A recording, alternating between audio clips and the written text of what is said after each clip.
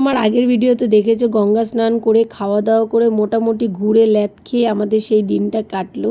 তার পরের দিন সকালবেলায় ঘুম থেকে উঠে গেছি বাবা ভোলেনাথের কাছে ছেলের মানসী পুজো দিতে। সকালবেলাটা এত ফ্রেশ লাগছে, পুরো মার্কেটটা ফাঁকা ছিল। আর আমি যে শাড়িটা পরেছি কতটা ভুল করেছি একমাত্র সেটা আমি বুঝতে পারছি।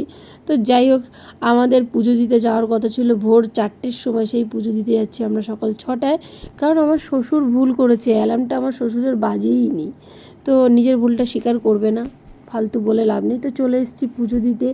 এত গরম, এত গরম, ঘেমে পুরো পরোটা হয়ে গেছে। এই যে পুজো দিতে ঢুকছি, কটার সময় বেরিয়েছি ভাবা যায় না। সেই 6টাতে গেছি আর এখন বাজে কটা দেখে, এখন যে কোনো একটা কিছু বাজে।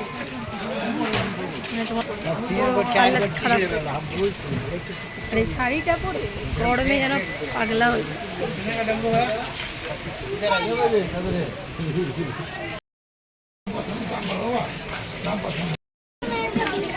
চলো চলো চলো চলো।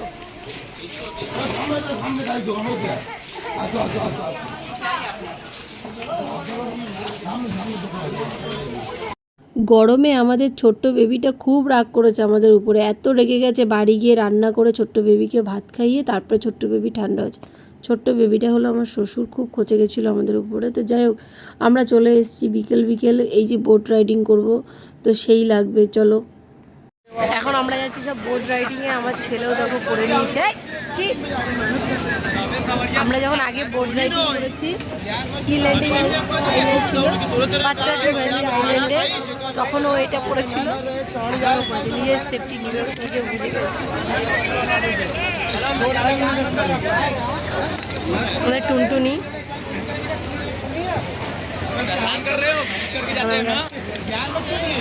বেনারস পরিদর্শন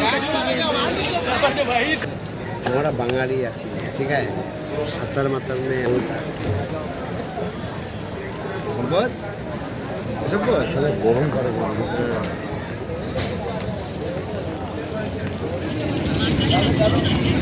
দূরবীন দিয়ে দেখছে আমার জেলে কত দূর দেখা যায়, দেখেছো?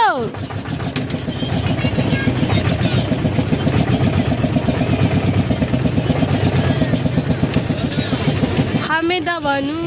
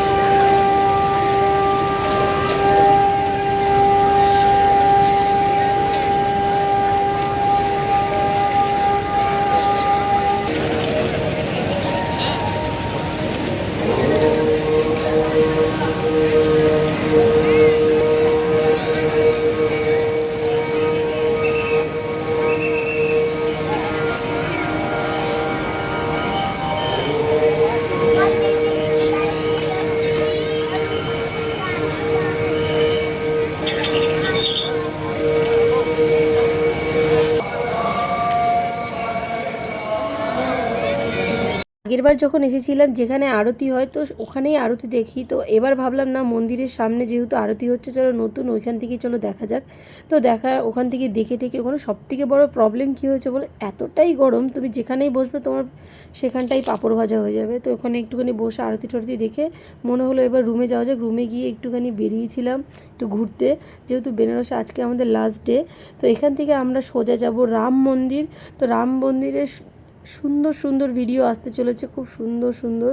তো তার জন্য তোমাদের ওয়েট করতে হবে, তো নেক্সট ব্লগ তোমাদের দেখতে হবে। তো নেক্সট ব্লগ হলো রাম মন্দির।